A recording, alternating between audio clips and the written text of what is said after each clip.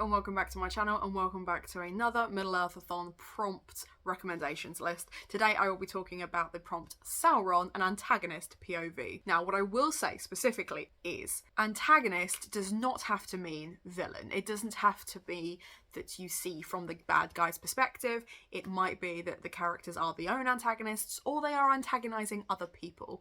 So I'm hoping with these recommendations you will see that I've really thought about the fact that there needs to be a variety of antagonists, and sometimes people are just straight up their own antagonist, and that's absolutely fine. Someone being someone else's antagonist, and I feel like I need to put it in because it's a booktube favourite, is Six of Crows. This is about a group of people committing a heist. Does it get more antagonistic than that? Yes, it does. They also fight and kill people. With different gangs in this place, this Grishaverse world, you've probably seen the TV series. I haven't, because I'm a hipster who has Netflix and then never watches it.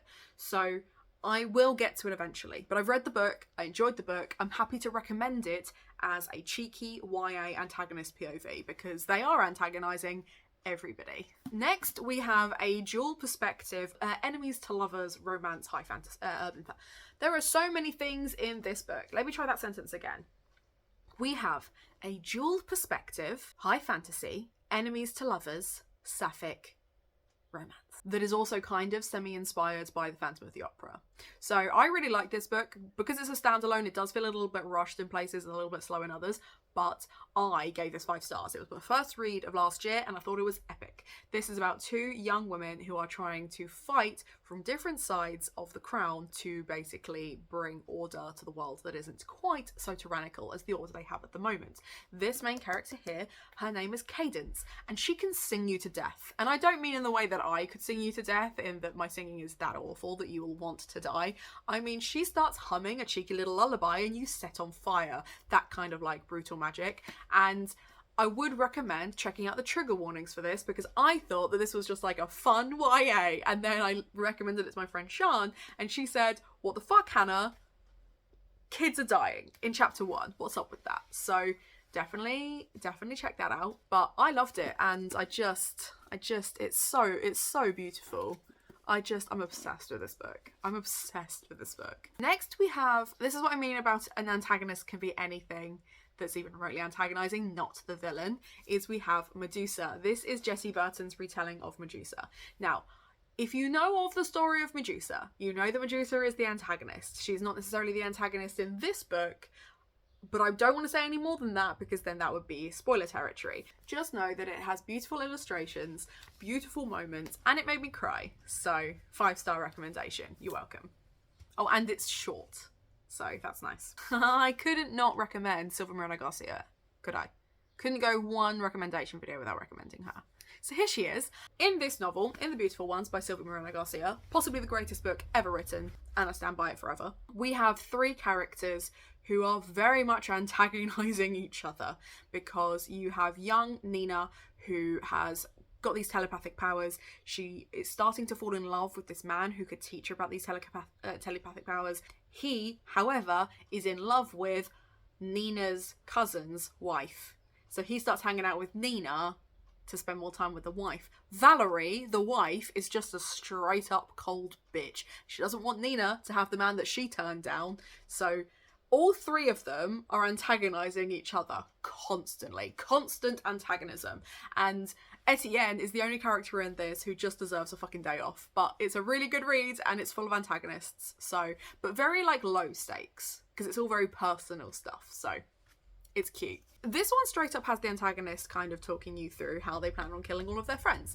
In this, in Even If We Break, we have a variety of different disability rep. We've got neurodivergency and physical disability, but basically 5 friends go up to a cabin to play a roleplay game, and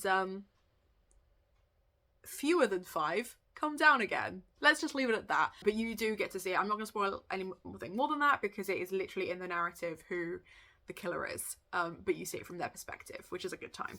My sister, the serial killer. I mean, when you're helping your sister hide multiple bodies, I think at that point you can describe yourself as an antagonist. This is a insidious thriller because very little actually happens, but it's more just the threat of stuff happening. Again, has BIPOC, it's a BIPOC author, loved it. I loved it.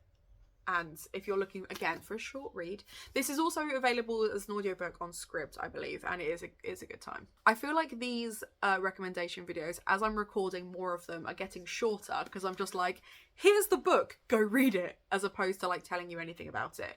But specifically with this prompt, I don't want to give too much away because I don't want to spoil the reading experience for you, because they're a good time.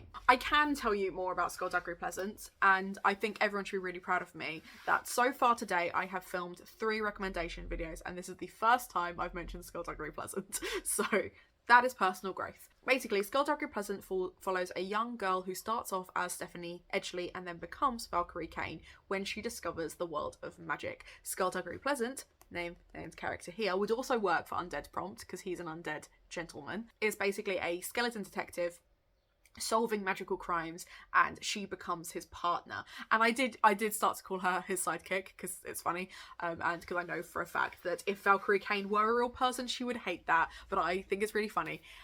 But what I really like about Derek Landy's writing is he builds these really interesting worlds and situations that are incredibly sinister, and then will give us the perspective of the evil person without giving any hint as to who they are. I mean, in this one, it's like really obvious who it is, but like in later books, it's very, very subtle. So if you are at any point or any stage in the skullduggery world, pick up the next book because guaranteed it will have an antagonist POV for you. And then finally, of course, I had to, didn't I? I know that this has been really divisive. I know that some people have really, really loved The Murder of Graham Catton and others really, really haven't, but I don't care. This is one of those ones where, is she the villain? She's definitely the antagonist. So in this book, Hannah Catton, and yeah, I'm a little bit annoyed that this potential murderer has my name, but I'm also kind of like, I get it. Her husband died 10 years ago, and she doesn't remember what happens. She thinks she may have killed him. She's not entirely sure. She just knows that if she has killed him, she's got away with it for 10 years. And now there's a podcast coming out about it that may bring all of that shit back up. And it's a wild ride. And just when I thought I'd sussed it, and just when I thought everything was wrapping up really nicely and everything's coming to an end, I realised I had 2 hours left of the audiobook. Which, if you're a thriller reader, you know what that means. It means forget everything you know, you are wrong. A storm is coming. Honey, you've got a big storm coming. So yes, absolutely loved this. It is certainly the most chunky of the recommendations today, but it is my absolute favourite antagonist POV book to recommend. So with these recommendation videos, I have been telling you at the end of each recommendation video what book I will be reading for each prompt. And I'm not excited about my pick for this because it wasn't really my pick. The difficult thing with picking a book with an antagonist POV is you don't always know it's going to have an antagonist POV before you read it. So I had to trust my flatmate Lizzie, who is the main host. She is the Tom Bombadil of this readathon. Did Lizzie have any books with antagonist POV that she could recommend me? And she does, and neither of us are particularly happy about it. I will be reading Illuminae by Amy Kaufman.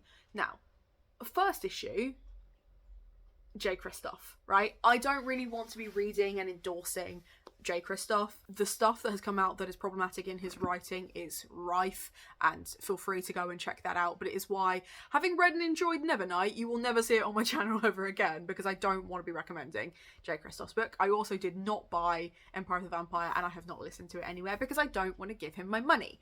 However, Lizzie already owned this, and that was her argument, is that she already owned it, so my issue about giving him money is not a problem, and that Amy Kaufman still deserves recognition for helping write a fantastic novel, which I can't guarantee because I've not read it yet. My other issue is that it's so heavy. Like, considering it's not massive, it's incredibly fucking heavy, and it's mixed media. I get that.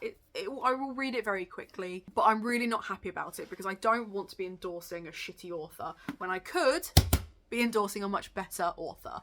So yeah, I'm reading Illuminae, but it's just to keep Lizzie happy.